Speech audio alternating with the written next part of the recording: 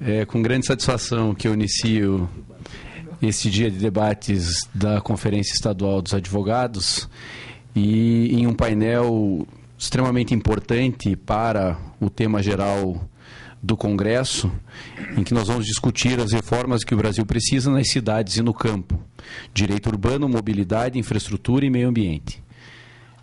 Algumas informações iniciais são importantes. O prefeito Gustavo Frutti chegará em alguns minutos. Ele está numa discussão em relação ao plano diretor da nossa cidade e acabou atrasando um pouco, mas a sua assessoria já me informou que em 40, 50 minutos no máximo, o prefeito estará conosco para discutir o seu tema, né, sobre as reformas que o Brasil precisa, principalmente nas cidades, né?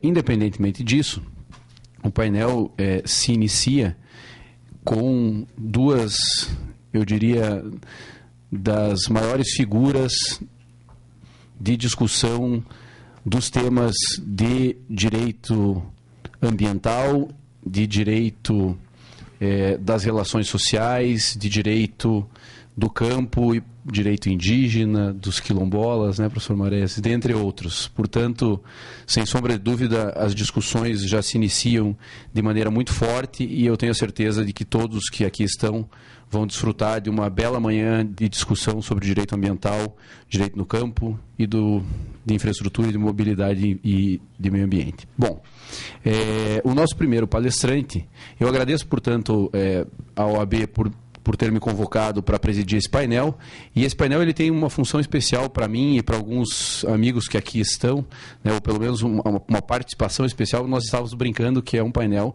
do programa de pós-graduação e doutorado, e mestrado e doutorado da PUC, porque todos nós, eu e o Alain, fomos formados lá no mestrado e doutorado, e tivemos, obviamente, a honra de ter o professor Marés e o professor Vladimir como nossos professores, né?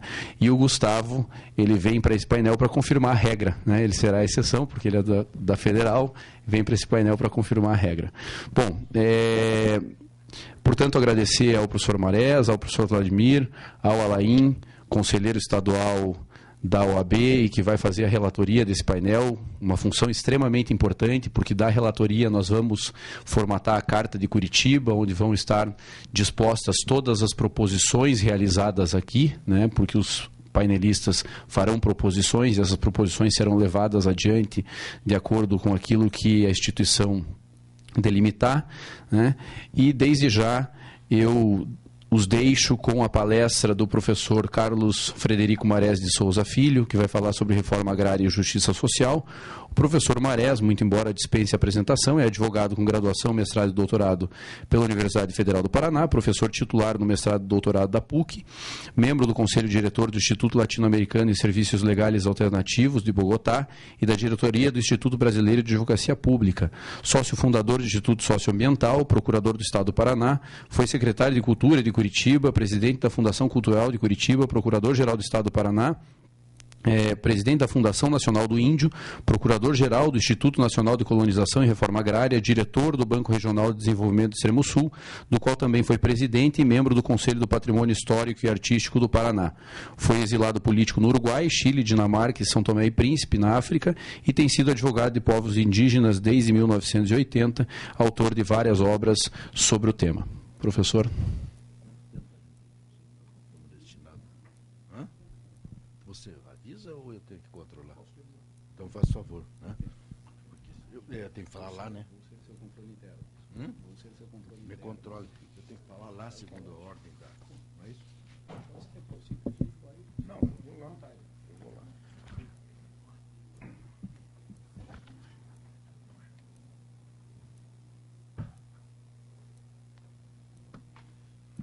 Bom dia.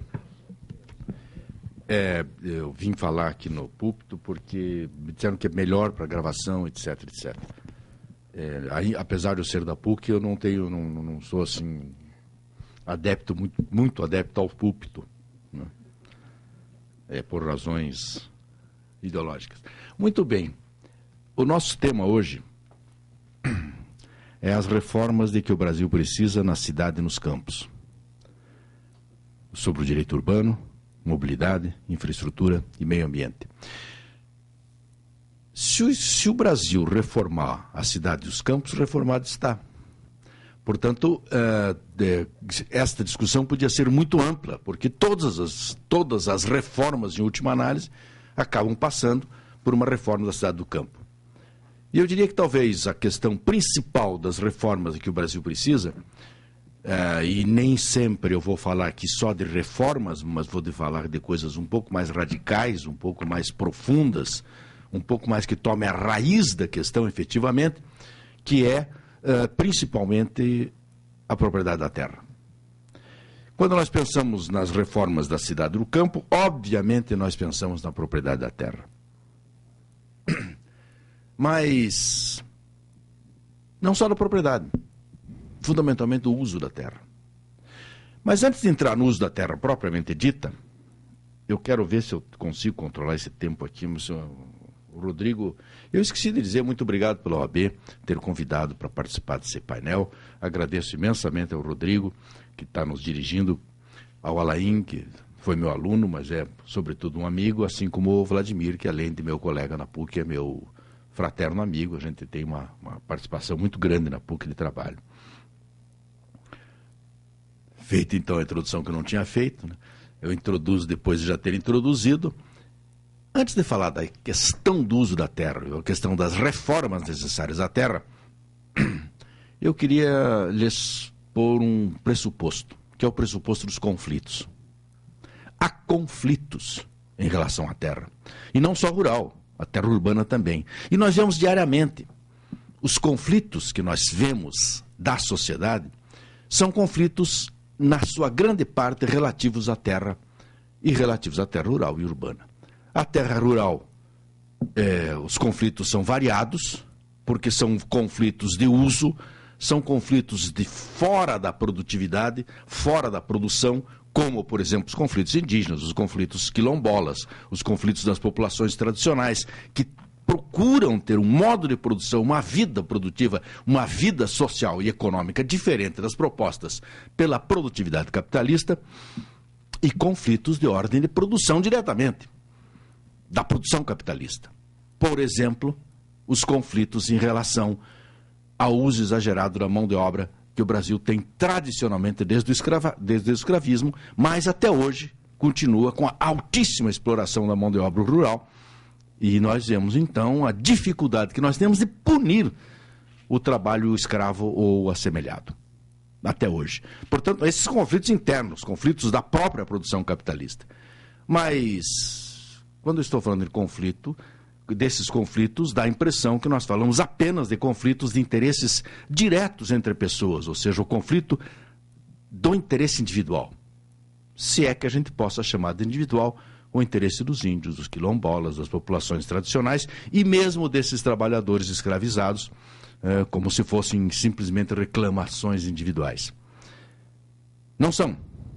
Mas, para além delas, nós temos outros conflitos.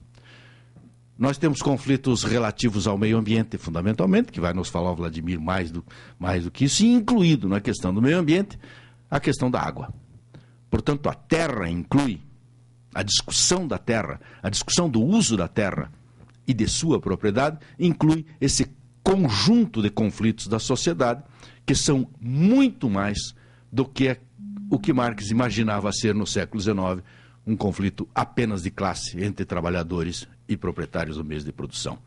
É muito mais do que isso. A extensão é muito maior, especialmente na América Latina. Pois bem, portanto, eu queria iniciar o problema da terra falando desses conflitos.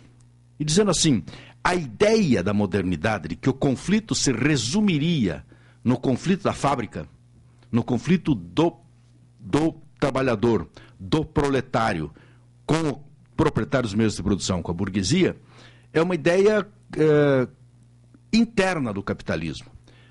No processo colonial, em todo o desenvolvimento colonial da América Latina, e Brasil incluído, esse conflito foi se afastando do centro do capitalismo.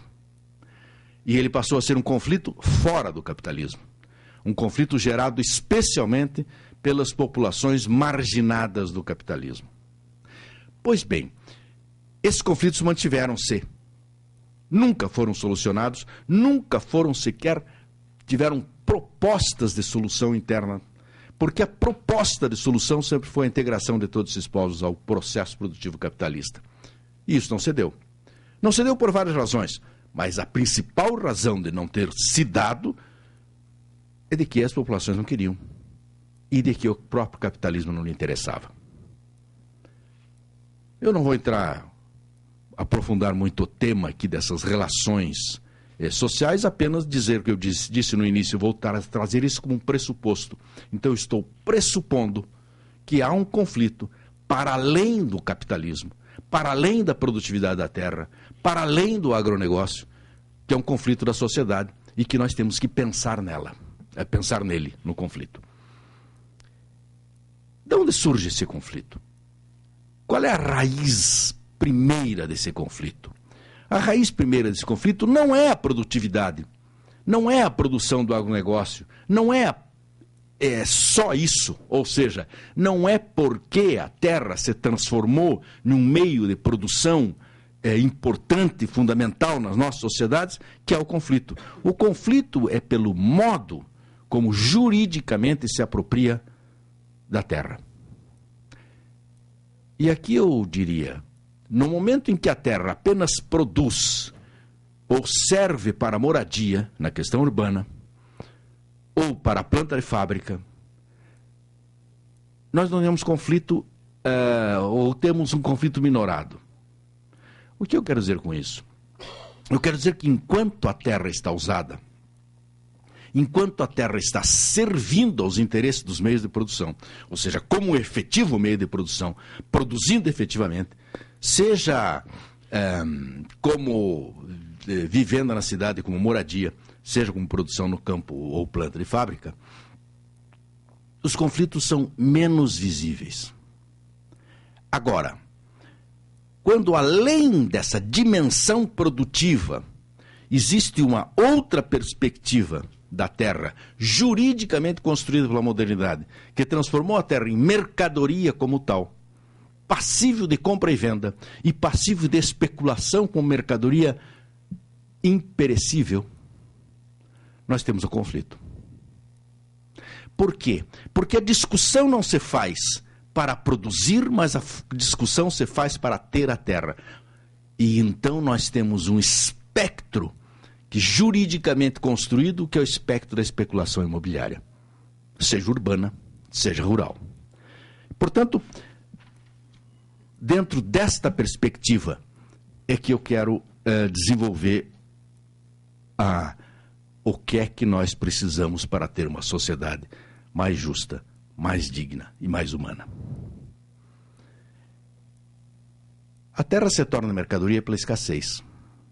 Essa é a história que nós conhecemos dos pequenos países que inventaram o critério de estabelecer a mercadoria da terra, principalmente Inglaterra e Portugal. É a escassez que faz com que a terra seja mercadoria e, portanto, seja objeto de compra e venda e objeto de não uso. Adam Smith dizia assim, bobagem isso de dizer que há um risco do não uso quando você tem a possibilidade de compra e venda da terra. Porque nenhum capitalista é suficientemente idiota, e são palavras dele, não minhas, para deixar parada um meio de produção que produz. Porque aquele meio de produção é capital. E o capital não para.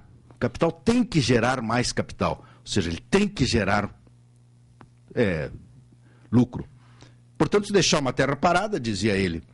Mas ele estava falando, olhando para a Inglaterra. Nem Portugal estava olhando, mas se ele olhasse para Portugal, ele ia repetir a frase exatamente igual. Curiosamente, na América Latina e no Brasil, muito especialmente, não é a escassez que tornou a terra em propriedade privada, em mercadoria. Ao contrário, é a abundância. Isto quer dizer, se a escassez naturalmente tornou a terra em mercadoria nos países pequenos e, portanto, onde falta a terra e onde a produção é maior, se exige mais produção, artificialmente se constrói uma mercadoria da terra no Brasil desde 1530. Portanto, é o processo de colonização todo que faz Portugal, é que gera essa ideia da terra-mercadoria, embora seja abundante. Não é razoável, não é natural, não é lógico para uma sociedade humana, tendo terra abundante, restringi-la a uma ocupação com mercadoria. E, evidentemente, se ela é abundante e é mercadoria, ela está sujeita à especulação, porque ela tem uma renda, além da renda produtiva, que é a renda da própria especulação. Se nós dizemos que nos países pequenos, como Inglaterra e Portugal, a terra entra como mercadoria no mercado, produzindo para o mercado, no Brasil ela entra mercadoria fora do mercado. Então a terra é mercadoria urbana onde não há infraestrutura urbana, fundamentalmente. Depois ela vira mercadoria dentro da estrutura urbana, com valor exponencialmente aumentado. Idem rural. A terra torna-se primeiro mercadoria, e mercadoria controlada individualmente por alguns, especialmente os próximos ao poder, em regiões onde não há infraestrutura produtiva. Depois, quando a infraestrutura produtiva, produzida, feita, realizada, paga pela sociedade, chega, há uma exponencial valorização da terra. Então, nesse processo de exponenciais valorizações da terra, é que a terra vira especulação. Por isso nós dizemos, a terra houve especulação nas cidades europeias, fundamentalmente? Não houve grande especulação. Houve, mas pequena. Houve espertezas, até houve. Mas nem mesmo quando foram destruídas as cidades europeias, houve processo de especulação, porque havia controle sobre essa propriedade, sobre essa mercadoria. Reparem a reconstrução de Londres, ou a reconstrução das cidades inglesas destruídas na guerra, ou mesmo da Alemanha, e não houve diretamente uma especulação que poderia ter havido. Por quê? Porque o sistema jurídico não permitia que isso acontecesse. O controle da sociedade, e não o controle do Estado só, mas o controle da sociedade que controla o Estado, portanto, as formas democráticas de organização social, não permitiram que indivíduos tivessem grande vantagem sobre as desgraças sociais acontecidas na Europa. Ao contrário do Brasil, embora sem desgraça, os indivíduos tomam grande vantagem dos grandes investimentos de infraestrutura social e urbana, não a sociedade. Portanto, o grande esforço da sociedade de construir infraestrutura urbana, infraestrutura rural, acaba gerando uma especulação individual ou interesses individuais que gera, obviamente, especulação e gera, portanto, uma restrição e um aumento, uma produção artificial, exponencial do próprio conflito. Pois bem, tem mais uma consequência disso, que é uma consequência gerada a um processo muito nosso, que é a construção de infraestruturas segundo os interesses privados da própria propriedade da terra de especulação. Isto é, o planejamento muitas vezes faz, e isso vira piada no Brasil, de que as estradas se constroem em formas de curvas para poder atender alguns proprietários de terra que tinham previamente a terra antes da fronteira agrícola chegar. E, portanto, o Estado vai construindo estradas para atender aqueles interesses, em geral, muito próximos ao próprio poder do Estado. Portanto, o Estado passa a não ter possibilidade de controle e organização e planejamento, nem da produção agrícola e muito menos das estruturas da infraestrutura viária das cidades, que muitas vezes é resolvida por interesses imediatistas, individuais e não pela sociedade. Isto é, a sociedade está fora dessa discussão. Portanto, o que nos falta aqui é democracia. Para dizer uma palavra muito simples, o que nos falta aqui é democracia. O investimento é da sociedade, porque é a sociedade que pagou os impostos, foi ela que juntou esse dinheiro todo, esse dinheiro é da sociedade, e esse investimento é feito para o aumento do capital privado, ou seja, dos meios de produção, chamado terra, privadamente. Pois bem, então, eu diria nesse primeiro tópico, que embora não se assuste, mas seria apenas uma breve introdução. Este primeiro tópico, eu diria, os conflitos rurais e urbanos, eles são agravados de uma forma muito severa pela existência desta condição da terra como mercadoria. O que é que precisamos, então? A primeira coisa que nós precisamos é ter um controle. E eu diria um controle estatal. Mas eu diria, o controle estatal só tem sentido se houver um controle democrático sobre o Estado.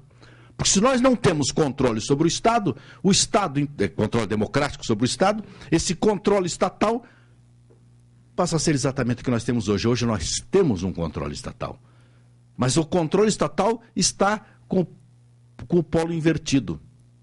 Ao invés de ele ser positivo, ele é negativo.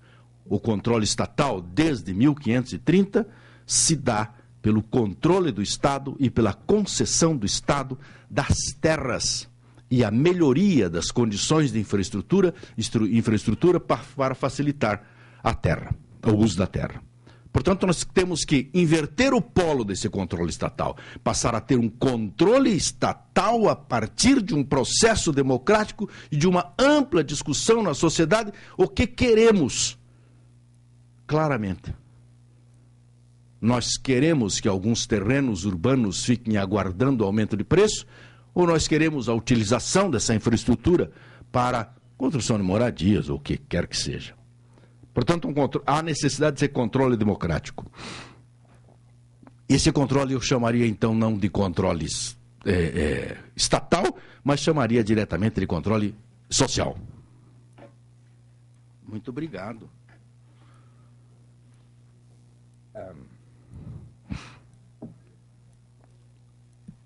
Agora, eu estou falando de coisas que parecem ser vagas, né? Controle, controlar a terra, mercadoria. Antes de mais nada, temos que...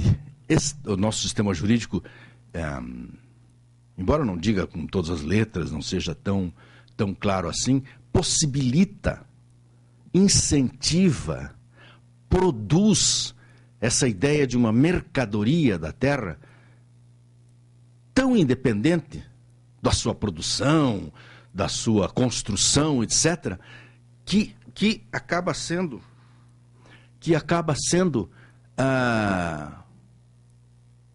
um bem em si, independente de qualquer coisa que tenha nele. E quero explicar melhor. Vejam, senhores, o seguinte. Toda a terra no Brasil, toda, desde 1530, só pode aceder à propriedade privada pela via da concessão estatal. Seja no sistema das Sesmarias, seja no sistema da concessão de terras devolutas. Portanto, a primeira entrada no sistema privado, a primeira entrada na propriedade privada é uma concessão do Estado. Essa concessão do Estado foi gratuita durante 300 anos. Em 1850, a lei estabelece que ela não é mais gratuita, ela é paga. Mas ela é paga por um preço que o Estado define. Em 1891, isso passa aos estados, deixa de ser da nação e passam aos estados. E cada estado define que preço é esse. Esse preço pode variar de 0 a muito. E será sempre, historicamente concedida, 0 para quem tem muito e muito para quem tem 0. Portanto, as concessões sempre foram feitas não para aumentar a produtividade, para ver o que precisa ser produzido, como é que vamos produzir, como vamos organizar a produção, mas para incentivar o capital a ter mais capital, muito especialmente capitais externos. Portanto, embora essa passagem da terra para a propriedade privada tenha sido sempre um desígnio estatal, uma vontade estatal, nunca houve uma decisão do Estado do que fazer com a terra, senão entregar ao interesse do capital, desde 1530 até 2014. Não há nenhuma mudança fundamental nesse aspecto. Nenhum governo fez mudança desse porte. Pois bem, além disso, o sistema permite que o valor das terras, quando há necessidade do uso social delas, seja exatamente o uso da especulação.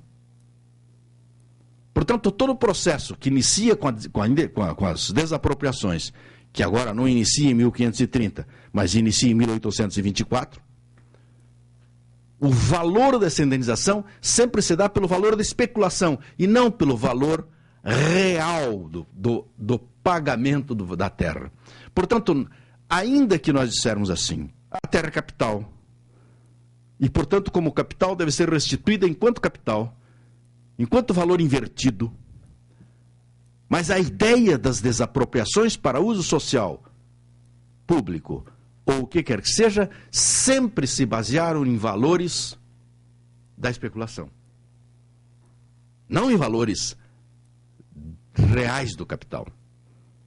Digo de outra forma, toda desapropriação, o que dentro de um sistema como o nosso, um sistema capitalista, devia ser justo, está na norma jurídica, está no sistema legal construído, mas o seu pagamento é injusto. Porque o seu pagamento, a sociedade, quando precisa do bem do cidadão, como dizia a Constituição de 1924, retorna ao cidadão o valor da especulação e não o valor efetivamente por ele ingressado como capital. O pagamento é o pagamento da especulação.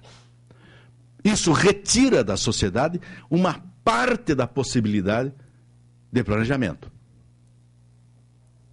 Pois bem, essa é só uma parte.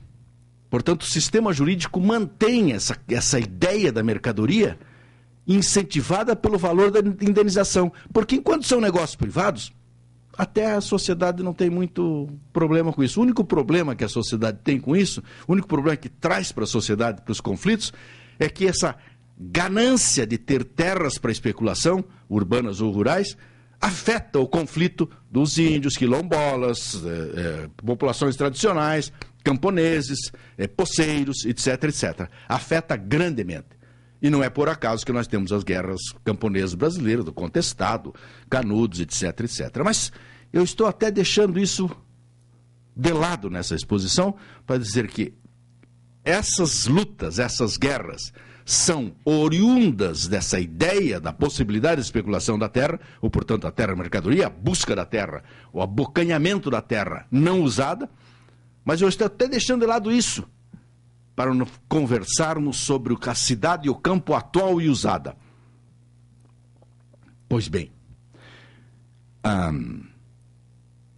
por que precisamos de políticas de uso da terra? Precisamos de políticas de uso da terra porque a terra é provedora dos estados sociais. É da terra que a gente tira a comida, o vestuário, a bebida. A bebida até tira, não é da terra, da água, não é? Mas enfim, daqui a pouco nós vamos ver que a influência da terra na água. Então, vamos deixar a bebida aqui na minha lista de provisões que a terra nos dá. A terra é a grande provedora. Sem terra, não há ser humano, não há sociedade. Portanto, ou a sociedade controla a sua terra, o território que lhe coube viver, ou ela está fadada à miséria ou destruição. Não é possível, se a gente não tem terra, nós como sociedade, não eu individualmente, ou cada um individualmente, mas nós como sociedade, não termos um local, um território para viver, morar, produzir e prover as suas necessidades, não é possível a sociedade humana viver sem território. Pois bem, a sociedade humana que tem território, e aliás, diga-se de passagem, o Brasil tem muito território, a extensão territorial é suficiente para a gente viver bem, feliz, alegre e bem comido. Entretanto, o processo de uso da terra produtivo tem que ser pensado pela sociedade. E não tem sido. O processo produtivo brasileiro sobre a terra tem sido um processo pensado pelos interesses econômicos, exclusivamente. E esses interesses econômicos têm feito que as políticas de uso da terra tenham sido políticas voltadas fundamentalmente à produção de bens de exportação.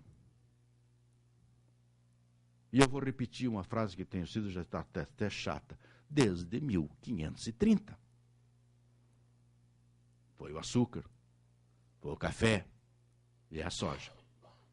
Curiosamente, se nós olharmos esses 3 produtos, nós vemos assim: o açúcar, desde 1530 produzido no Brasil, é exportado com um pequeno processo de transformação. Porque a cana não se exporta. Se exporta o açúcar. É bem verdade que é um açúcar ainda que ia ser processado na Europa, por exemplo, portanto, um açúcar, mas era açúcar, não era cana. O café tem um processo um pouco menor. Ele tem que ser secado em terreiros, tem um trabalho de terreiro. A soja tira do campo e bota direto. Portanto, nós estamos perdendo até atividade de transformação do próprio produto nesses 3 produtos. Estou falando desses 3 como exemplo apenas. São os principais, de suas épocas distintas. Pois bem, o que é que isso tem de mal? O que tem de mal é que nós não temos controle, eu estou falando nós, socialmente. Nós não temos controle sobre o que produzimos para comer.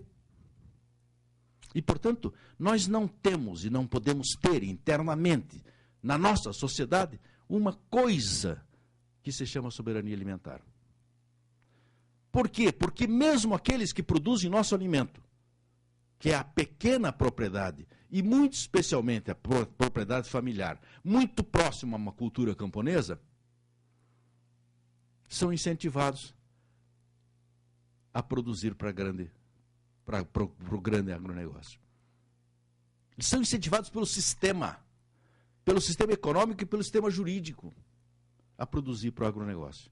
E, portanto, são incentivados a deixar de produzir alimentos. Agora, se nós perguntamos para a sociedade inteira, conscientemente, o que é que prefere? Ter alimento ou ter dinheiro para comprar alimento? A resposta, obviamente, é os nossos alimentos. A sociedade não sabe por que está comendo feijão ruim.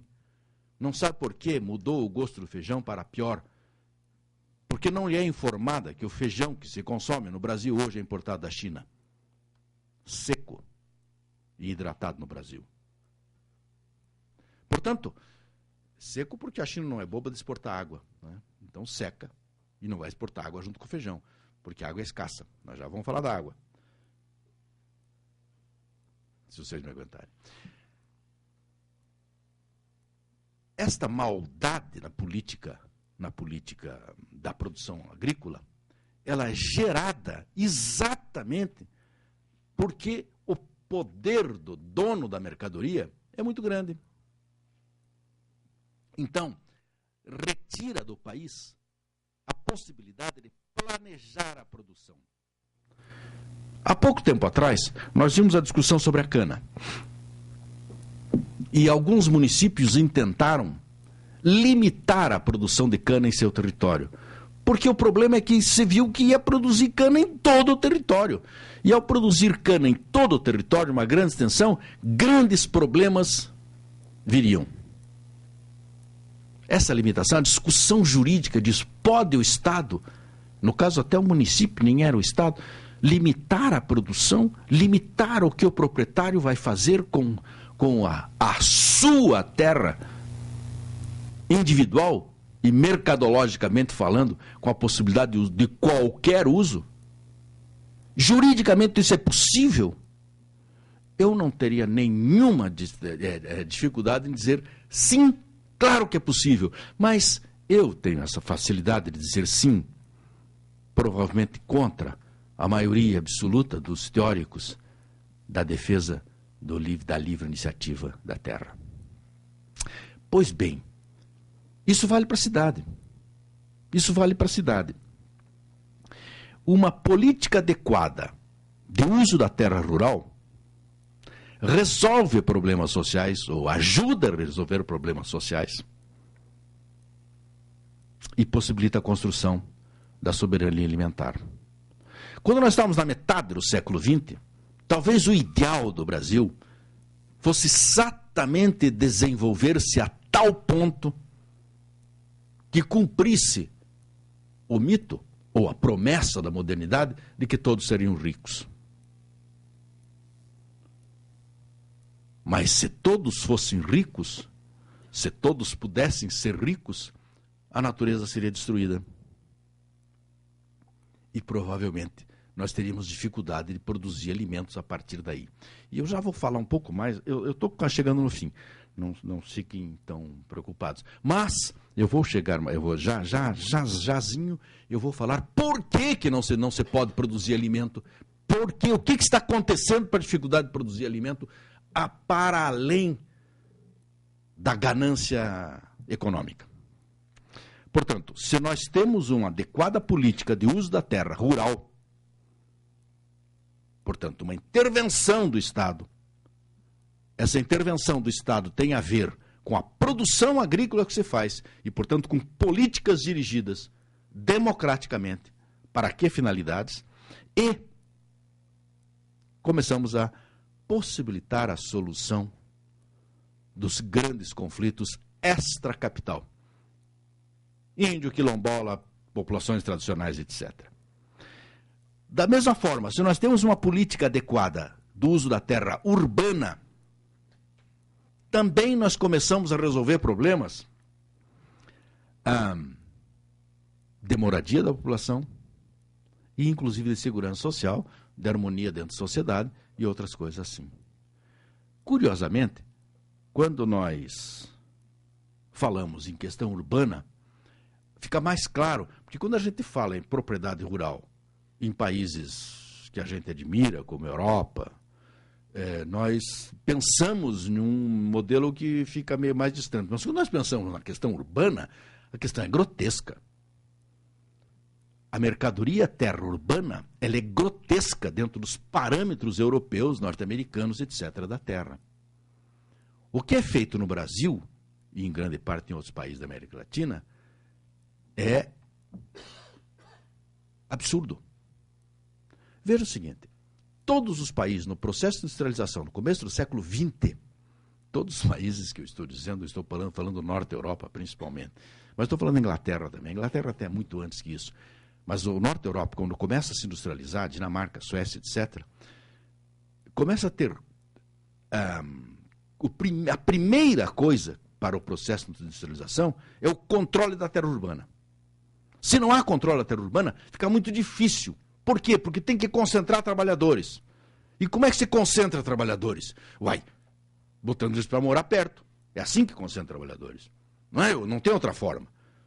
Não é botando caminhão, como se botava no Brasil, para os gatos levarem na produção agrícola. Para a produção urbana, não. Para a produção urbana, você tem que concentrar trabalhadores. Então, o que fizeram as cidades? Olhem para Dinamarca, olhem para Copenhague, olhem para Estocolmo, para Londres e para as periferias dessas cidades. No caso da Dinamarca, não é periferia, no centro da cidade, porque a periferia, então, ficava hoje é o centro. Né? Os bairros centrais de Copenhague são construções públicas de casas, de moradia.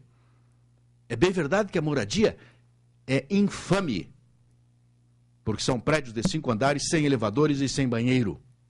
Os banheiros são embaixo. Eram, no começo do século XX. Tudo bem, eu não estou nem falando da comodidade que pudesse ter os trabalhadores, os operários dinamarqueses no começo do século XX. Mas por que estou falando nisso? Porque hoje, quando se pensa na moradia urbana e planos de construção de moradia urbana, durante muitos anos, décadas, tem existido companhias de produção, de construção de urbanidade que não pensam na concentração de trabalhadores, mas pensam eteriamente na produção de casas. Em geral, as casas produzidas são produções de mercadorias chamadas casas. E, portanto, estão afetas ao capital que produz casas e não ao interesse do trabalhador em ter casas.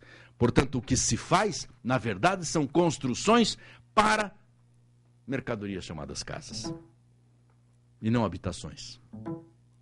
Bom, hoje no Brasil, hoje em Curitiba, isso é muito evidente, quando nós temos uma quantidade absurda de unidades familiares, ou seja, de mercadorias, chamado casa, fechadas e não usadas. sem nenhuma possibilidade do poder público controlar isso, ter controle sobre isso. Por exemplo, o poder público municipal, o prefeito não chegou ainda, não consegue impor valores de aluguel mais baixo para casas que estejam fechadas.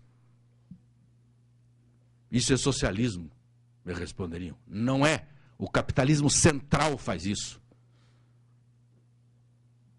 O preço dos aluguéis são controlados no capitalismo central, é controlado em Londres, é controlado em Paris, é controlado em Roma e é absolutamente controlado nos países escandinavos. E o Brasil pode fazer isso. Até tem lei. Até tem lei. E aí nós nos perguntamos, por que não aplicam? Ah, bom, porque o nosso sistema jurídico que favorece a produção de mercadorias não faz por aplicar, por exemplo, o Estatuto da Terra. O que falta para aplicar o Estatuto da Terra? E a gente pode perguntar ao prefeito quando chegar, por que não aplica o Estatuto da Terra? Ele vai nos dizer, porque é uma lei federal e eu tenho que mediá-la na Câmara Municipal para leis que apliquem efetivamente em Curitiba. Portanto, não é nem culpa do próprio prefeito a não aplicação. É culpa de um sistema que conta para a população de que está fazendo, que tem possibilidades de resolver o problema, mas não pode resolver. Exatamente como no conto de Franz Kafka, Perante a Lei. O camponês passou a vida inteira na porta da lei esperando para entrar porque o porteiro não lhe permitia, e quando vai morrer o porteiro lhe diz, pô, eu vou fechar a porta porque já não precisa mais. A porta estava aberta só para você entrar. É exatamente isso que acontece. As portas estão abertas. O que eu quero dizer, portanto, que as leis existem, a Constituição existe, mas as interpretações que os tribunais dão, que o Executivo dá, são sempre interpretações para sua não aplicação. Sempre há uma vírgula, um senão, um quando, um porquê, uma razão para não aplicação. Eu lhes disse que ia falar de água. E a mesma situação está ocorrendo com a água. De dois lados.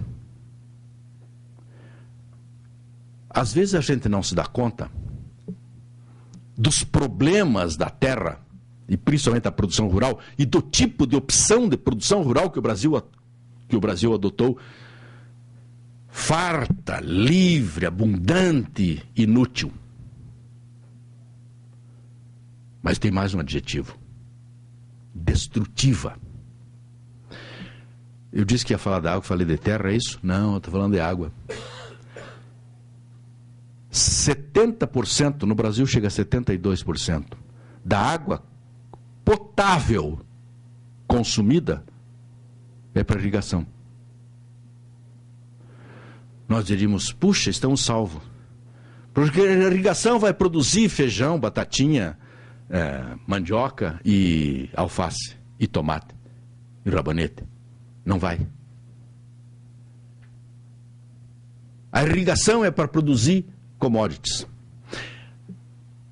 Bom, mas tudo bem, produz commodities, ganha a grana, vai lá e compra arroz, feijão, batatinha. Não. Mas não é esse o problema. Não é só disso que eu queria lhes falar. 70% da água potável consumida é contaminada com agrotóxico. Porque a irrigação faz com que a água se transforme em veneno. E ao contrário de fazer uma produção saudável, faz uma desprodução, porque gera a impossibilidade da reutilização dessa água, que está altamente poluída. O Brasil é o maior consumidor de agrotóxico no mundo, per capita. Cada um de nós, toma por ano uma quantidade de agrotóxico impensável. Se nós colocarmos isso numa garrafinha, ninguém de nós é capaz de tomar aquilo. Mas nós comemos e tomamos agrotóxico, que vem de dois lados. Vem do morango que a gente come, mas vem da água que a gente bebe. Porque a água potável que a gente bebe, em média no Brasil, tem 42 tipos de agrotóxicos diferentes. Ainda tem depois de tratada, processada, etc, etc. Só que para tratar, processar, etc, são postos outros venenos, os que combatem o agrotóxico. Então nós tomamos o veneno e o antídoto ao mesmo tempo. Ah, que bom, né? Está resolvido o nosso problema. Pois bem, todos nós estamos lendo no jornal o problema da água de São Paulo. E que o governo diz, não precisa fazer racionamento. Ao contrário, até cobra mais um pouco da água de quem não podia pagar, porque aí é um valor econômico. Diminuiu o consumo de água, então você tem que aumentar o preço. Porque a água está no mesmo caminho da terra, se transformando numa mercadoria. E a transformação da água em mercadoria, ao final e ao cabo, será exatamente o que acontece com a transformação, o que aconteceu com a transformação da terra quando ela é escassa ou quando ela é abundante para ter controle.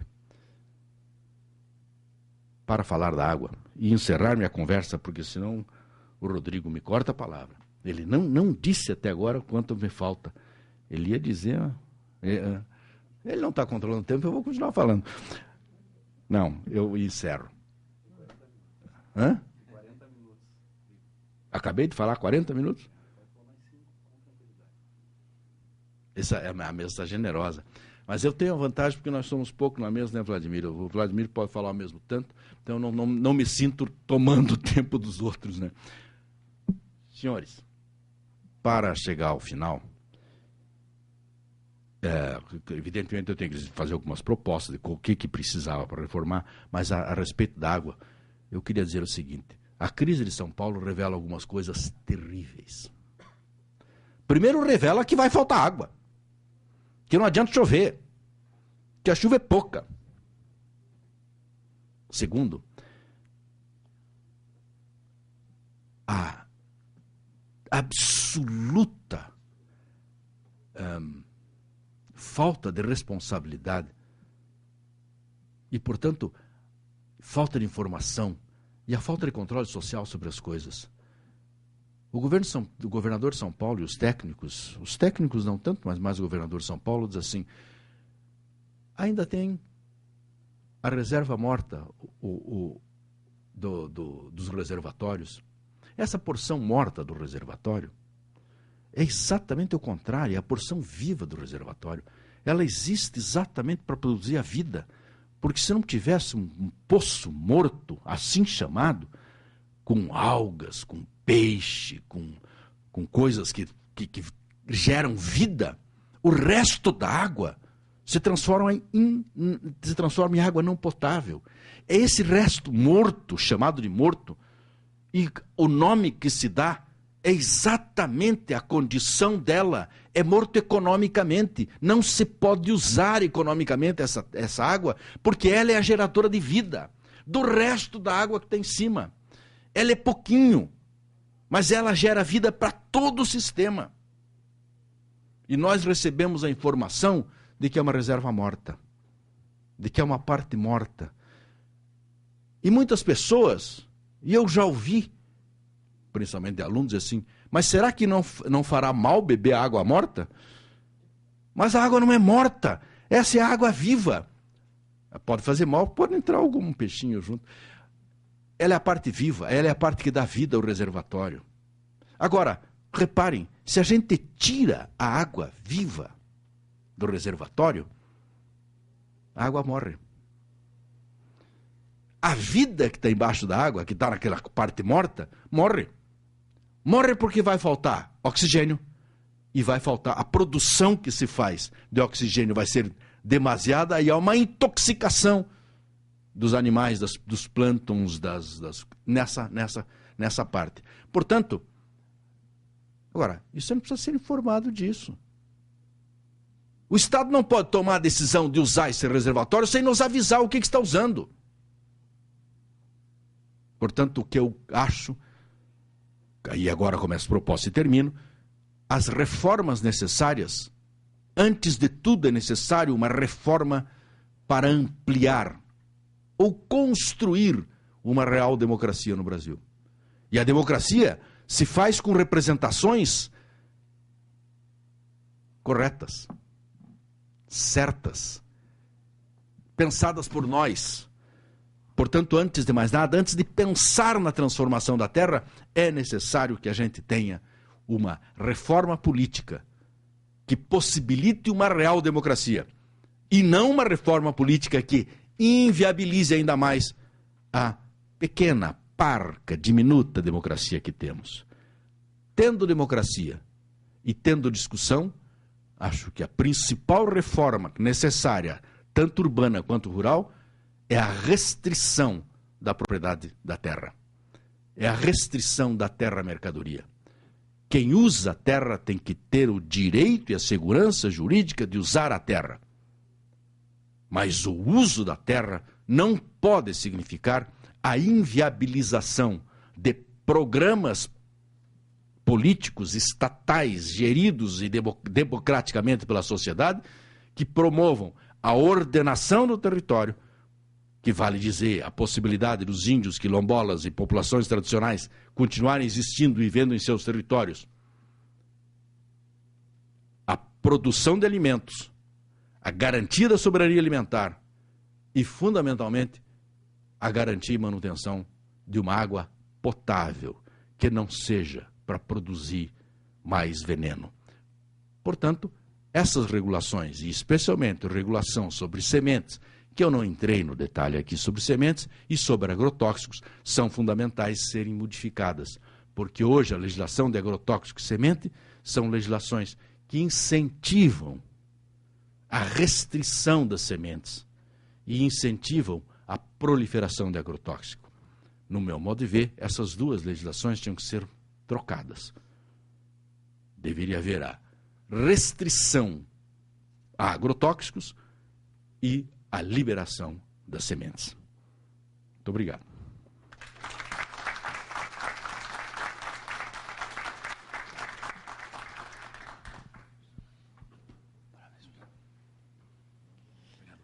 Agradecendo as palavras do professor Carlos Frederico Marés de Souza Filho, sempre bastante lúcidas e fundadas em uma análise histórica e fundamentalmente baseada nas questões normativas contemporâneas. O professor nos traz uma visão bastante importante da questão da terra e da água e de como nós podemos lidar com isso,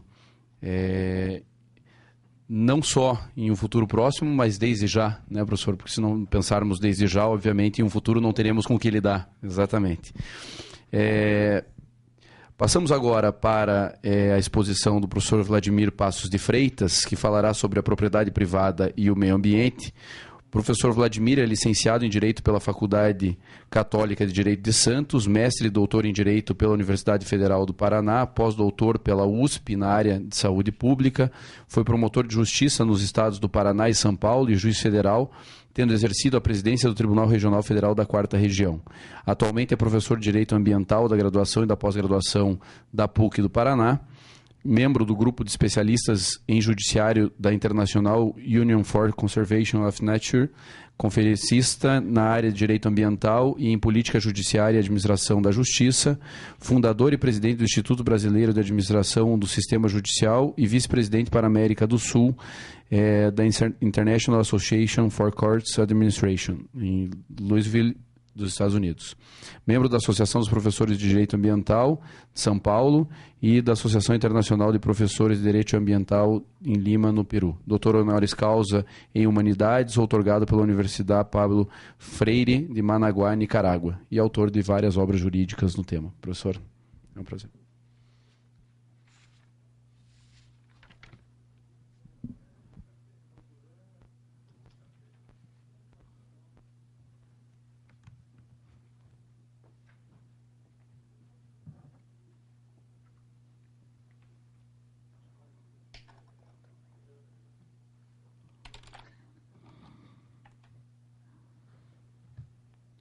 Bom dia a todos.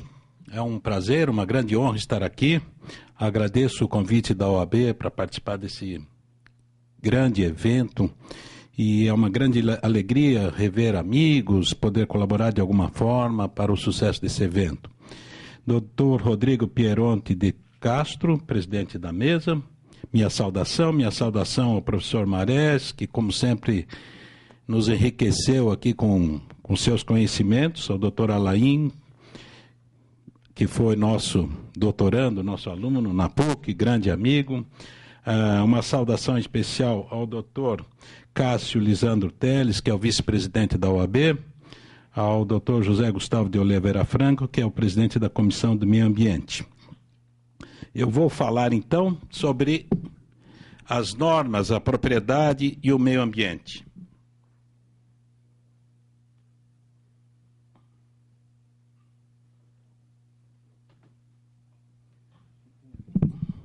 Tá bom, não tem problema. Assim, vamos ver quais são as normas sobre a propriedade. As normas, começamos pela Constituição, que garante o direito de propriedade, mas que o vincula à sua função social. E o Código Civil de 2002, que, ao contrário do 16, evidentemente muito mais conservador, vinculou a propriedade a um uso equilibrado, estabelecido em leis, com que preserve a flora, a fauna, belezas naturais, equilíbrio ecológico, patrimônio histórico e artístico, evitada a poluição do ar e das águas. Portanto, a legislação, o Código Civil, veio também reforçar o arcabouço legal da propriedade, vinculando-a à proteção do meio ambiente. O meio ambiente e a moradia estão previstos na Constituição Federal. A dignidade da pessoa humana e, portanto, a moradia junto. Artigo 1º e 6º. O meio ambiente, protegido no artigo 225 e em outros muitos. Por exemplo, a agricultura deve ser vinculada à proteção do meio ambiente, a exploração econômica também. Os municípios têm as suas funções de proteção do meio ambiente vinculadas no artigo 30, vários, mas este é a base, o caput é a base, a partir dele se irradia toda a legislação infraconstitucional. Até aí estamos falando de lei. E agora começamos a falar de uma realidade que nos é próxima. A população urbana. A população brasileira se tornou urbana cada vez mais e mudaram todos os parâmetros. Esse gráfico mostra que em 1950 eram apenas 18 milhões nas cidades e em 2000 137 milhões, aumento de 633%. Hoje, muito mais do que 2000, ou seja, cerca de 80% da população está na área urbana. Muito também pelo que foi dito pelo professor Marés, que é a mecanização da agricultura. As pessoas, a exploração da cana-de-açúcar, da soja e outras culturas não precisa de pessoas. Acabou, as pessoas mudam para a cidade, geralmente para as cidades médias ou grandes. E Curitiba é um exemplo clássico disso. Desta mudança surge uma nova necessidade de interpretação da legislação e surge um direito ambiental das cidades. Curitiba, em 53, era essa cidade tranquila. O prefeito da época não devia ter muitos problemas ambientais, as coisas eram mais simples. Não é essa a realidade atual. Atualmente, os grandes aglomerados urbanos, com a migração campo-cidade, resultam na invasão de áreas, de moradias em áreas de preservação permanente. Onde viverão essas pessoas que vêm do interior para cá? Evidentemente, acabarão tendo dificuldades de compra de imóveis e ocuparão, e ocupam muitas vezes, áreas de preservação permanente em outras cidades, em costas de morro. E esses problemas vão se agravando, além de problemas urbanos típicos, como o problema de ruídos, que está, assim, cada vez mais presente, que obrigou Belém do Pará, que é a cidade com maior número de problemas com ruídos, a ter um juizado especial criminal somente para as questões de processos criminais no juizado por infração a excesso de ruídos. Mobilidade urbana, que o prefeito Frutti falará, e problemas basicamente enormes de estrutura de serviços públicos, saúde, educação, segurança pública e outros. Entre as leis e a realidade, entre aquele começo da lei que tudo garante, da Constituição que garante, o meio ambiente equilibrado, a moradia, etc., a saúde, há uma distância muito grande. E nós vivemos em uma sociedade desorganizada, uma sociedade que se concentra nas grandes capitais. À exceção do estado de Santa Catarina, que é dividido, as cidades não são grandes, todos os estados apresentam esse tipo de problema, grandes capitais, grandes cidades e, consequentemente, grandes problemas. Essa é a premissa básica que se tenta fazer, então, uma conciliação de tudo isso. Uma conciliação da economia, do meio ambiente e da vida social. Em tese, fácil. A leitura da Constituição, comentários à Constituição sobre o desenvolvimento sustentável, etc., discorrer sobre tudo isso é fácil. A realidade não é fácil. A realidade é muito difícil. Eu imagino as dificuldades de um prefeito para controlar essa situação.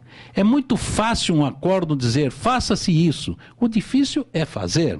É muito fácil fazer tese de doutorado dizendo que o artigo tal fala isso, que o artigo tal aquilo, que o doutrinador cicrano falou aquilo, que o alemão fulano de tal falou isso. Sim, para uma realidade absolutamente diferente. O difícil é encontrarmos aqui a nossa solução para a nossa realidade. E apenas para dar um exemplo daquela combinação de desenvolvimento, emprego, meio ambiente, vejam a dificuldade dessa ação da Justiça Federal em Paranaguá, em que uma empresa sofreu uma ação judicial proposta pelo Ministério Público Federal por falta de licença ambiental, poluição com as suas atividades, tendo sofrido atuações administrativas. O juiz federal suspendeu o ato de demissão de 40 empregados, muito embora tenha tenha determinado a suspensão das atividades da empresa. Como chegar a essa conclusão? Dificílima, dificílima, dificílima, porque ao mesmo tempo que ele proíbe uma atividade que está flagrantemente contra o meio ambiente, ele não permite que os empregados sejam demitidos e a empresa tem que pagar. Dificílima, mas no caso, ao que tudo indica, necessária, tanto que foi confirmada pelo TRF da 4ª Região. Mas mesmo a abundância econômica, mesmo que se conseguisse naquele tripé conciliar tudo, ainda assim as grandes cidades ainda apresentam as suas dificuldades, os grandes aglomerados urbanos. E José Eli da Veiga, que tem o melhor livro de desenvolvimento sustentável, não é da área jurídica, é um economista, professor da USP, ele ainda reclama que o homem tem que ter o direito à solidão, ao sossego, para poder evoluir. Isso que cada vez nós temos menos, cada vez nós estamos mais atrelados a movimento, a barulho e convocados, chamados, provocados por redes sociais e instrumentos, telefone, o WhatsApp, tudo isso. Os problemas e a propriedade acabam envolvendo, então, conflitos muitos e complexos entre a preservação do meio ambiente e o direito à moradia. A indefinição sobre o Código Florestal, sua aplicação na área urbana e uma insegurança jurídica muito grande. É absolutamente diferente do início do direito ambiental, quando as questões eram flora e fauna. Mudou completamente. Hoje nós estamos numa sociedade extremamente mais complexa. Hoje nós temos, por exemplo, o problema dos resíduos, porque com o consumismo aumentando, não temos onde pôr os resíduos e estamos todos envolvidos com a necessidade de criação de aterros sanitários e 60% dos municípios não cumpriram a lei que os obrigava a criar aterros sanitários. Quem vai punir os municípios? Que tipo de punição será essa a um município que se omitiu? Bom, para não falar do problema da água e outros tantos extremamente mais complexos, resíduos químicos, indústrias que colocaram em locais errados os seus resíduos químicos e que agora começam a surgir os problemas. Tudo isso é o mundo que nós estamos vivendo, é o mundo que o operador do direito vai enfrentar, tem que estar preparado para isso e que, evidentemente, é complexo e nada tem a ver com o direito ambiental dos anos 70, 80, que era uma coisa poética, eram pássaros, fauna e flora só. Nisso tudo surgem no judiciário as dificuldades de conciliar essas situações. E aqui eu vou exibir alguns acordos para mostrar como na realidade judiciária isso vem se desenvolvendo e como é difícil. Por exemplo, esse é um caso do Paraná de um loteamento, ação de usucapião especial urbano. O usucapião especial urbano, todos sabem, é para pequenos lotes, para regularizar a propriedade dessas pessoas, para que elas tenham um título de proprietário que facilitará em muitas coisas as suas vidas, não fiquem apenas como possuidores. Então, eles pedem o usucapião e, no caso, foi indeferido porque estava numa área de preservação permanente. Olha a complexidade. Certamente são famílias que vieram do interior, ocuparam áreas de preservação permanente, há alguma coisa a conciliar. O acordo não permitiu, porque há uma APP. Juridicamente está perfeito. Agora, qual é a consequência também disso? E eu não estou aqui a criticar o acordo, nem a dizer que é bom nem que é mau. Estou só mostrando o problema. A consequência é, a família continuará lá. Ninguém vai sair de lá. Estão lá. E estão sem o título de proprietários. Veja como é complicado. Não resolveu o problema ambiental, porque eles não vão sair de lá, mas eles não são proprietários. Moradia e meio ambiente, como nesse caso passado, que é por reflexo, tem dado muitas ações. E os interesses são ora por um lado, ora por outro, dependendo da situação.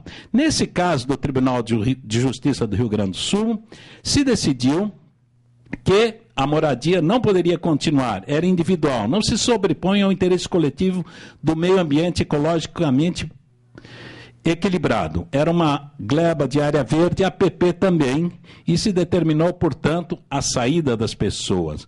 O oposto, exatamente o oposto, foi decidido pelo Tribunal Regional Federal da 4ª Região, com sede em Porto Alegre, aí o oposto, dizendo que o direito fundamental à moradia perpassa pela dignidade da pessoa humana e que, ali no fim, a desocupação, quando ocorrer, obriga o poder público a designar um lugar apto à moradia do réu e sua família. Vejam, a mesma questão tem duas decisões em dois tribunais diferentes, mas podia ser no mesmo tribunal também, porque os tribunais hoje são gigantescos e as câmaras são de pessoas diferentes, que julgam ora de um jeito, ora de outro, conforme as suas convicções. Então, aqui não se privilegiou a moradia. Nesse seguinte, também a moradia, aqui um caso de família pobre chefiada por mulher pescadora. Esse foi o que ressaltou o relator. Habitando há largo tempo e com a aquiescência do poder público a área de preservação permanente em questão. Essa, com certeza, é beira-mar, área de restinga. Então, aqui se privilegiou também a moradia nesse conflito. Via de regra, na maioria dos casos, o direito à moradia é o que prevalece sobre o direito ao meio ambiente ecologicamente equilibrado. Aqui, nesse do Tribunal de Justiça do Rio Grande do Sul, a decisão é a favor do meio ambiente, deverão sair do local, porém se fixa um prazo para o ente municipal cumprir a decisão, 365 dias. Vejam a complexidade. Para tirar pessoas do local, não se tira do dia para a noite. Onde vai pôr as pessoas? Então, o relator, com sensibilidade, fixou 365 dias. 1 ano. E, se não for cumprido, a execução também é outro problema do que falaremos logo em seguida. Mas é preciso cautela. Às vezes, também pode acontecer da pessoa, nesse estado de dificuldade econômica, também cometer atos antissociais, cometer até crimes, como nesse caso do Tribunal de Justiça de Minas Gerais. Então é preciso ter um equilíbrio para verificar todas as situações e fazer a distinção de uma pescadora que está ocupando e de alguém que procura se beneficiar de uma situação, de um loteamento irregular, que tem também, evidentemente. Progresso econômico, região do pré-sal. Quanto o progresso econômico contribui para essas pessoas que moram? O progresso econômico se quer, mas ele está contribuindo para que as pessoas, o nível social, a qualidade, a educação, saúde principalmente, melhore para as pessoas da região? Esse é um exemplo do pré-sal. O pré-sal movimenta uma quantidade de dinheiro infinita. O risco é enorme. A perfuração do nosso pré-sal é muito mais profunda do que o dos Estados Unidos, onde se deu o acidente do Golfo do México. Aqui será perfurado lugares com 7.000 metros de profundidade. E lá eram 1.000 e poucos metros, com toda a tecnologia mais avançada do mundo, e ocorreu aquele acidente trágico que resultou em mortes e na maior poluição do mar já ocorrida. Nós aqui, com tecnologia nossa, exploraremos. O risco é muito grande, mas o dinheiro envolvido é muito grande também e ninguém voltará atrás. Quanto isso resultará de bem para as pessoas que moram na região? Para os habitantes da região de Campos, que é onde começou, parece que não foi tão bom, porque o 6º lugar nessa estatística e o 7º lugar em violência, em crimes de armas de fogo, em morte por armas de fogo do Brasil, estão naquelas cidades. Então, alguma coisa aí não está batendo. Para quem está sendo o lucro? O lucro está sendo para a Transocean, grandes empresas internacionais de exploração do petróleo, ou está beneficiando as pessoas do local? Porque se não está beneficiando, então, de que adiantará isso? Código Florestal e Cidades. Esse um outro problema bem moderno. Código Florestal considera a APP é previsto para zonas rurais ou urbanas para efeitos desta lei. E o exemplo típico é a proteção da água dos rios.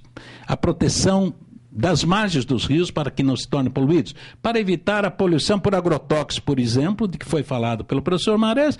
A única forma de atenuar é a área de preservação permanente estar protegida para evitar que o agrotóxico escorra para o rio, seja filtrado ali.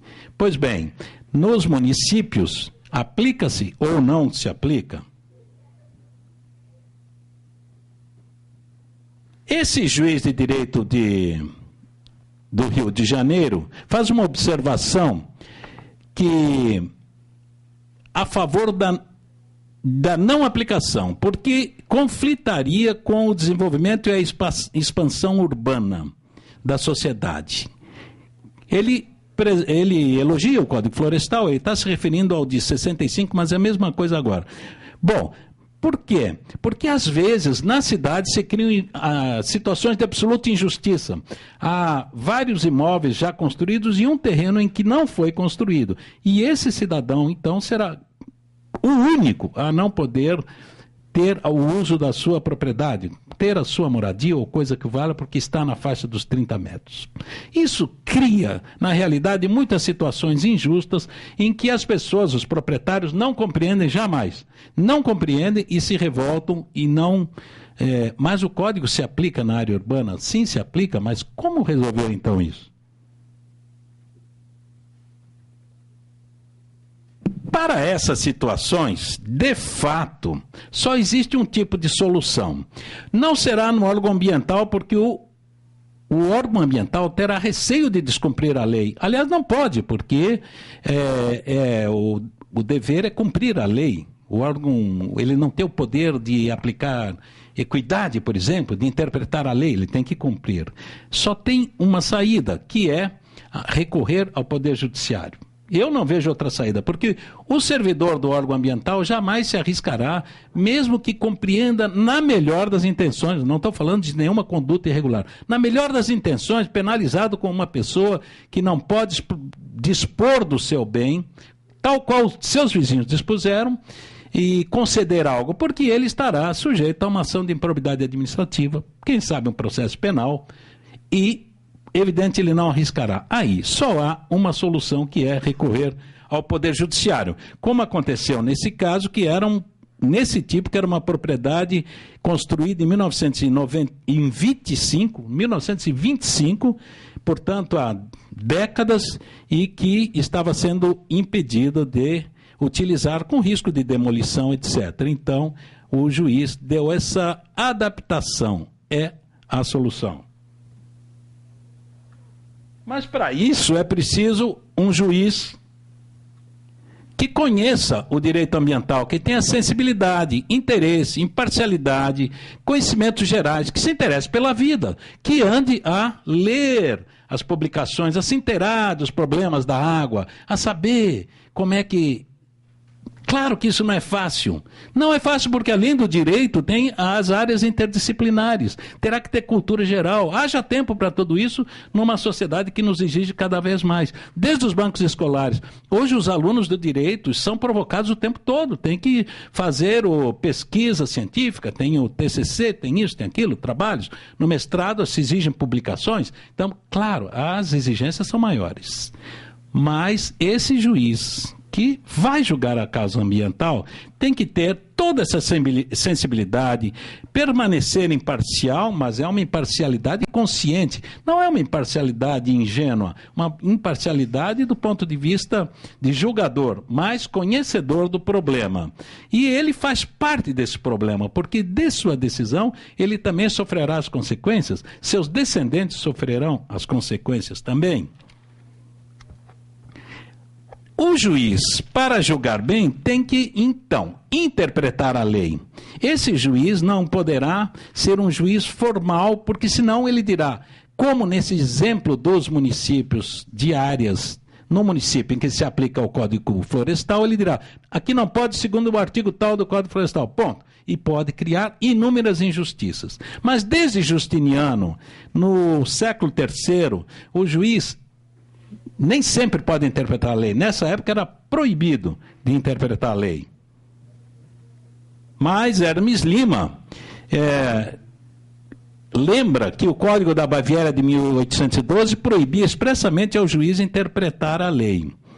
Hermes Lima lembra isso como uma crítica. E Carlos Maximiliano, o grande hermeneuta do Brasil, sempre comenta que é a desvalia do processo da interpretação gramatical. O que eu quero dizer com isso é que é preciso um juiz que saiba compor essas dificuldades. E para que esse juiz exista, é preciso uma justiça ambiental, uma consciência, uma efetividade, uma justiça informal, aberta à conciliação, uma justiça que tenha a visão da sustentabilidade, que tenha a visão geral, que possa compor o grande mosaico que é a complexidade do meio ambiente hoje.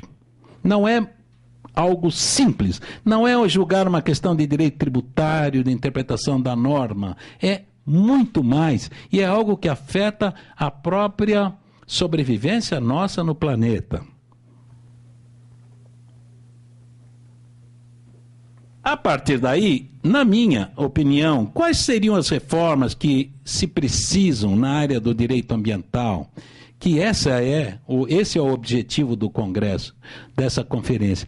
O que se precisa para construir, para melhorar? Porque não adianta nada alguém chegar na frente e lançar uma série de problemas e ir embora para casa e tudo continua como antes. Nós precisamos pensar, ainda que pensemos tolices, ainda que pensemos coisas que não se aplicam, mas nós precisamos criatividade, jogar ideias e aprender as melhores. E aprender as que vêm sendo praticadas em algum lugar do Brasil ou do mundo, copiar como copiam os orientais, a tecnologia ocidental, copiam e melhoram e fazem. Nós precisamos copiar tudo que seja bom, seja de Cuba, ou seja da China, ou seja dos Estados Unidos. O que funcionar, nós temos que aprender e aplicar. Bom, uma das questões, é que a lei, a doutrina e os princípios gerais do direito, no passado, não tinham valor nenhum. Agora a Constituição tem uma força muito maior.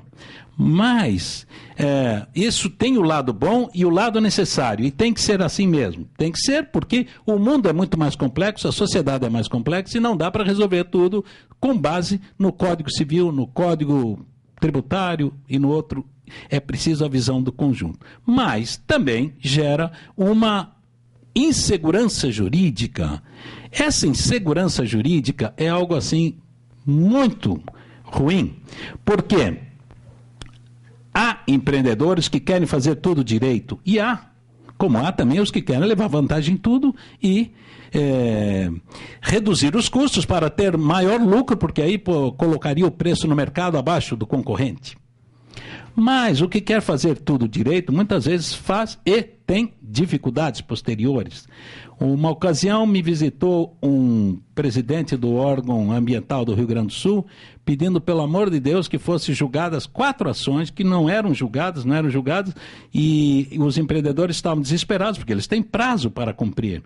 Eles têm prazo para cumprir financiamentos, pagar, e não sendo julgados e com liminar dada, aquilo não se resolvia. Então ele pedia só que fossem definidos os casos, porque eles tinham obtido a licença ambiental, mas depois tinham tido ações judiciais que impediam a execução da obra. Isso é uma grande complicação, porque a pessoa não pode ter esse tipo de insegurança. Se ela cumpre todas as regras, o Estado tem que fazer a sua parte, cumprindo a sua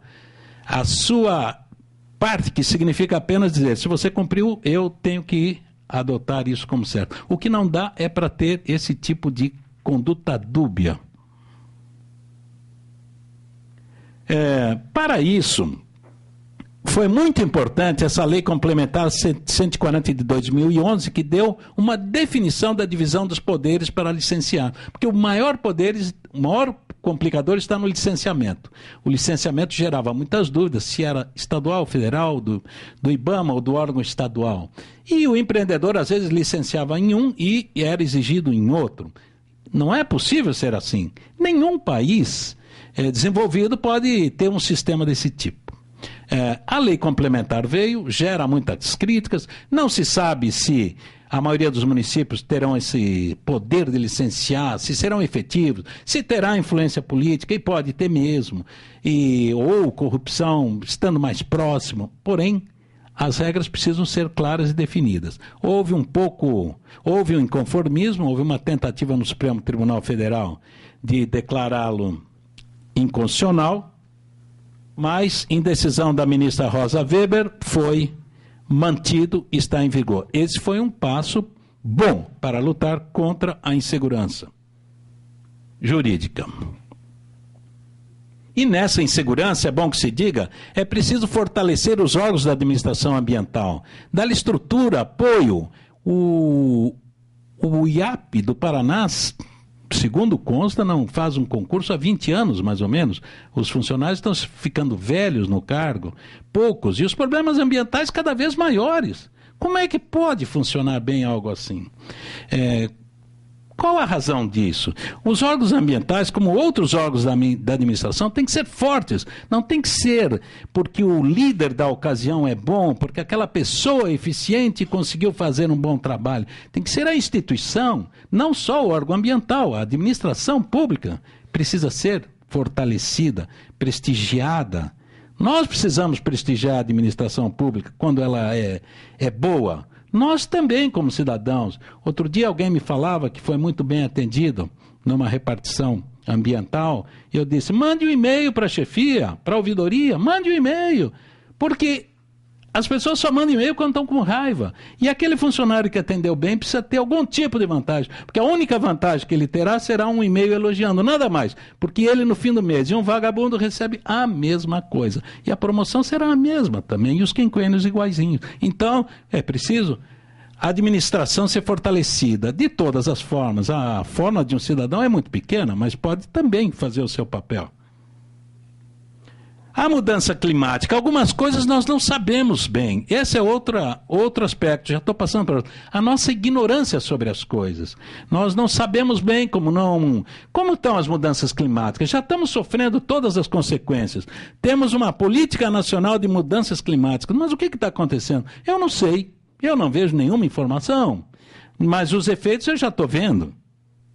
Esses efeitos estão na seca da região sudeste, especialmente São Paulo, e nas inundações da região sul, que já eram previstas. Aqui é um exemplo só da cidade de Rio Negrinho. Em junho de 2014, totalmente inundada, e a seca em São Paulo, rios secos, isso já era previsto.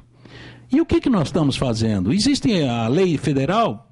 Alguém tem notícia? Existem leis estaduais, existem leis municipais, e na prática, não sei, no mínimo estamos sendo mal informados se partimos do pressuposto que está se fazendo muita coisa, que eu tenho sérias dúvidas, mas no mínimo então nós não somos informados. A esse respeito, há uma decisão do CNJ muito interessante, que mandou os tribunais criar estruturas para os casos de situações de emergência, de desastres ambientais. Essa estrutura é facílima, é só criar, porque quando aconteceu o grande problema em Petrópolis, que morreram mais de 1.000 pessoas, ninguém sabia como resolver os problemas jurídicos ligados ao desastre ambiental. Ou seja, como enterrar aquele morto que está ali se ninguém sabe qual é a família? O cadáver está ali e vai apodrecer, precisamos enterrar. E as crianças abandonadas, e o fundo de garantia que alguém precisa levantar para poder ter dinheiro imediatamente para resolver os seus problemas. Tudo isso, aí vai alguém começar a se preocupar. Na verdade, essa recomendação é muito simples. Um tribunal pode ter, todos os tribunais têm agora um grupo de estudo de atuação socioambiental que procura eliminar o gasto com lâmpadas, o uso do papel, etc. Nessa estrutura, seria facílimo criar um serviço de apoio para os tipos de casos que surgirão quando ocorrer um desastre ambiental. E eles surgirão. Amanhã podemos ter um em Guaratuba, imagine-se. E nós vamos esperar para quando tiver o problema, daí vamos resolver. Não, óbvio que não. Já deveria ter, e não tem. Mas não tem em nenhum lugar. Só tem no Rio de Janeiro, que é onde houve o desastre ambiental. O TJ de lá fez. Nenhum outro fez. O que teríamos que ter? Todas as justiças, TRF, TJ e Tribunal do Trabalho, um plano de ação para a emergência, porque elas virão, como todo mundo sabe. É preciso, então, uma política clara com relação às mudanças climáticas, porque nós não sabemos de nada. Nessa busca de uma justiça mais eficiente, de um juiz que entenda esses problemas ambientais, é óbvio que um juiz especializado entenderá mais.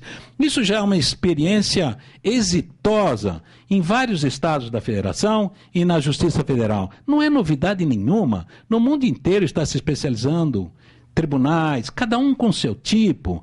No Chile, por exemplo, há um tribunal fora do Poder Judiciário, criado fora.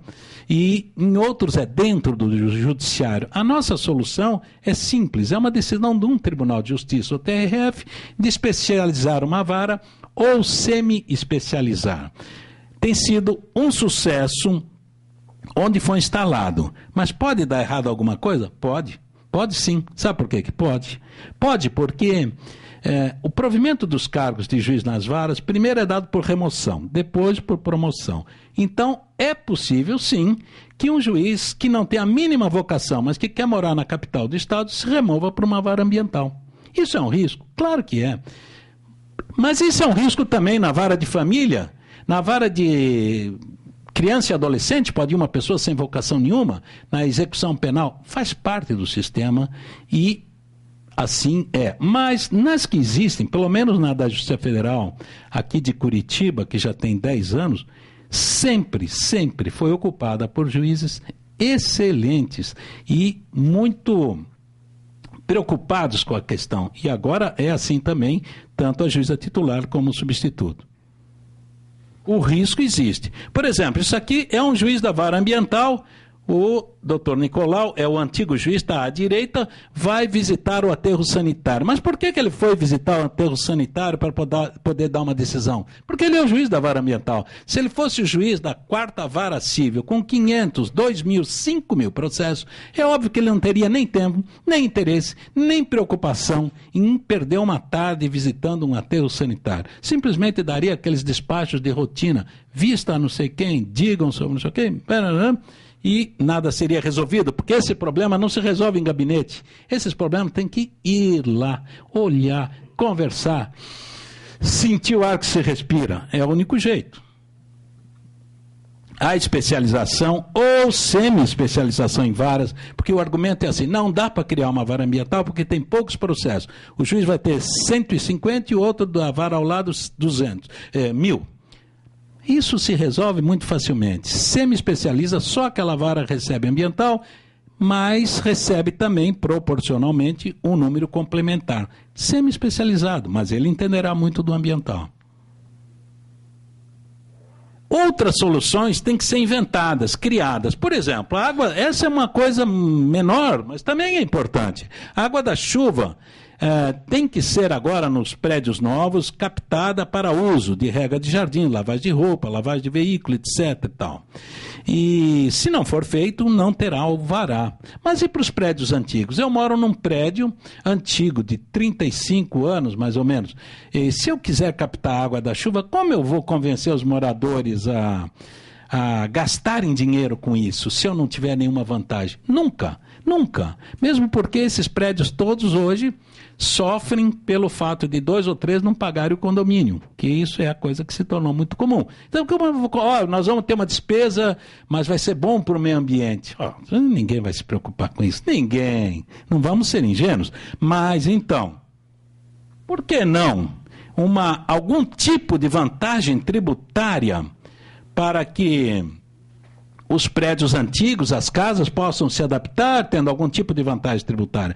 O tributário e o meio ambiente tem tido algumas dissertações, mas na legislação não avança. Não avança, não avança, não avança. Quem sabe aí, uma simples, pequena, mas um passo a mais.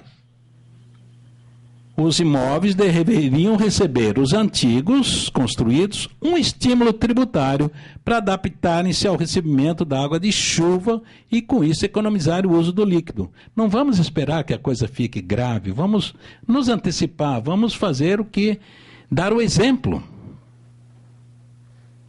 O Código Civil fala na perda da propriedade por abandono. Esse artigo é tão interessante. Quem não usa a propriedade, quem a abandona, quem nem sequer paga os impostos, por que deverá ter o direito de continuar com a propriedade? E o Código Civil veio com uma inovação tão importante e dizendo que a pessoa perde a propriedade. Mas não pegou. Não pegou. Ninguém.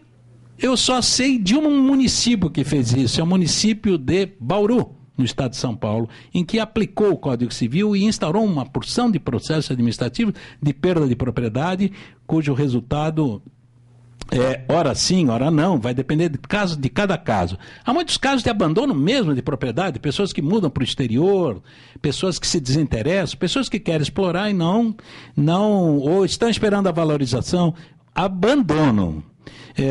Não é simplesmente não usar, mas é abandonar. Isso poderia ser objeto de arrecadação. A arrecadação pelos municípios, ou rural pela União, mas pelo município é mais fácil, porque está ali, o controle é mais fácil. E essas áreas poderiam ser utilizadas ou para o meio ambiente, ou se não, para uma atividade social, enfim, ter alguma utilização. É outra ideia, outra proposta. Conciliação nas ações ambientais. As ações ambientais passam muito por um processo de conciliação. O Código de Processo Civil hoje obriga o juiz a conciliar. Uns fazem bem feito, outros não gostam, dizem, eu não estudei para ser conciliador, eu estudei para dar sentença, eu não gosto. E é um erro, porque a conciliação põe fim a um conflito, e a sentença nem sempre põe fim ao conflito. E a sentença no ambiental, mais ainda, muitas vezes não põe fim ao conflito. É famoso um caso em Londrina que um cidadão foi condenado a repovoar o rio, porque teria poluído, e ele trouxe um peixe do Pantanal, que não tinha nada a ver com a região, e jogou o peixe lá até como uma forma de afronta. E esse peixe criou um outro problema ambiental, porque ele comia todos os peixes e não tinha predador. Então, não é assim que funciona.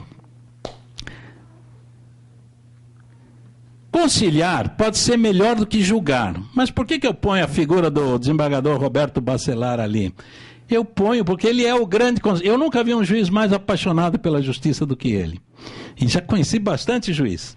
E ele é um grande conciliador. Por isso que eu coloquei ele ali, porque ele para mim simboliza o juiz conciliador. Ele tem habilidade e os que não têm que se adaptar e tentar. Mas o exemplo do lado esquerdo é da represa Billings, em São Paulo, que foi objeto de uma ação no STJ, porque tinha um loteamento clandestino, mais de 200 famílias, que estavam poluindo a Billings porque não tinha tratamento do esgoto, e aquilo ia para o rio, e aquelas águas alimentam a cidade. O que fazer? Perfeito, o acórdão perfeito, bem fundamentado, balanceou os interesses das famílias e do meio ambiente, fundamentado, desta vez mandando elas saírem. Saíram? Não. Não saíram, porque quem é que vai pôr 200 famílias em algum lugar? Como pôr? Aonde? Isso é um problema do município. Não, quem julga não pode pensar, o problema meu é julgar e do outro é outra coisa. Não, seu problema é também a consequência do seu julgado. Claro que é. Seja na esfera penal, seja em qualquer lugar, tem que avaliar tudo o que vem depois. Bom, então, esse é um caso típico de insucesso e da necessidade da conciliação.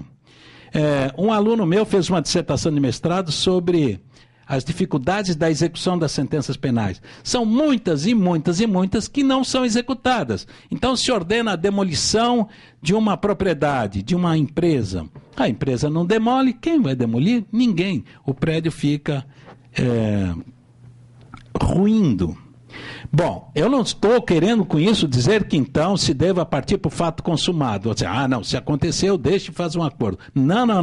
Aí seria uma grande malandragem, porque todo mundo faz a infração ambiental para depois fazer um acordo e dizer, agora eu estou livre. Não é isso. É apenas tentar, nos casos em que isso é possível, que não houve má fé, ou que tem uma situação social consolidada, dar uma solução para aquilo. Isso pode ser feito na ação de conhecimento e na execução também. O que não pode é pensar que a execução será cumpra-se o venerando o acordo em 15 dias e manda um ofício para alguém como se isso resolvesse. Não resolve. Direito ambiental não é despejo, não é cobrança de dívida com penhora. Portanto, a conciliação também é uma conclusão que eu proponho de muita importância. E agora, rigorosamente no prazo, o doutor Rodrigo já estava me olhando feio, o tempo passa rápido, não aqui, o nosso tempo cada vez mais rápido, e os problemas ambientais estão se agravando, e se agravando muito, a olhos vistos. E cabe a nós encontrar a via adequada, abrindo mão, por vezes, das aspirações pessoais. O que eu estou dizendo com isso? É que, às vezes, nós, egoisticamente, podemos ficar tentados a uma aspiração pessoal que nos vai dar uma vantagem econômica, todo mundo tem seus problemas, etc. Mas nós temos que pensar que o meio ambiente é algo essencial para a nossa sobrevivência, mais do que nós, no meu caso, mais ainda, pela minha idade, dos nossos descendentes. Nós precisamos, dentro do que podemos fazer, há coisas que não podemos fazer, não temos o domínio de tudo, mas dentro do que podemos fazer, em qualquer profissão, na advocacia, o advogado é muito importante como para orientar o cliente, tem um papel importantíssimo de orientação das empresas. Há muito a ser feito, não é apenas o promotor do meio ambiente que pode fazer, o advogado também, muito a ser feito em prol do meio ambiente. Eu agradeço o convite e a atenção de todos. Muito obrigado.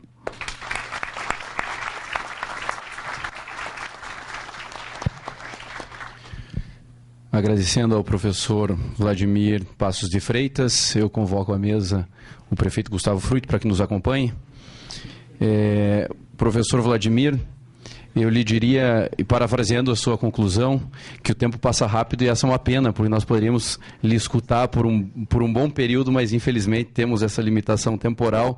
De qualquer forma, a sua exposição, além de questões bastante importantes do ponto de vista teórico, sempre trazem também uma análise de organização administrativa e judiciária e, o mais importante, né, no viés do direito administrativo, uma análise de meritocracia do serviço público, que talvez seja o que realmente falta, não só na questão ambiental, mas em diversos outros ramos da gestão pública brasileira.